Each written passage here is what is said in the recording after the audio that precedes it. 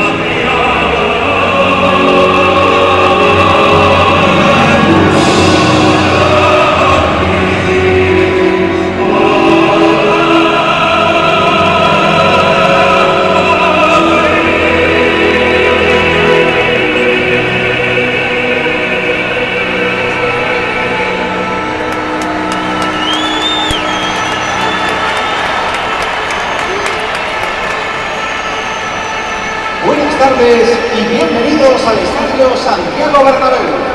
Partido de vuelta de los 16avos de final de la Copa del Rey entre el Real Madrid Club de Fútbol y la Comunidad Deportiva Leonesa.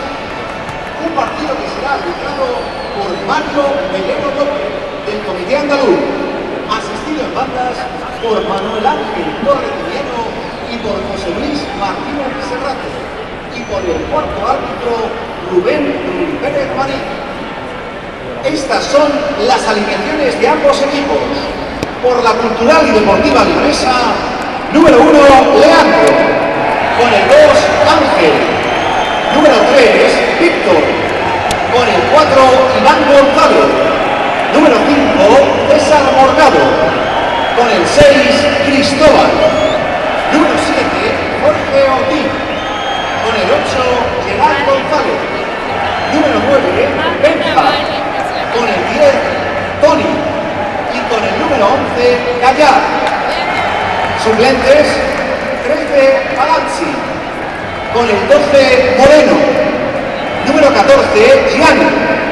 Con el 15, Abdullah. Y con el número 16, Martínez. Entrenador, Rubén de la Barrera. Por el Real Madrid Club de Fútbol, número 13, Kiko Casillas. Con el número 2, Carvajal. Número 3, Pepe.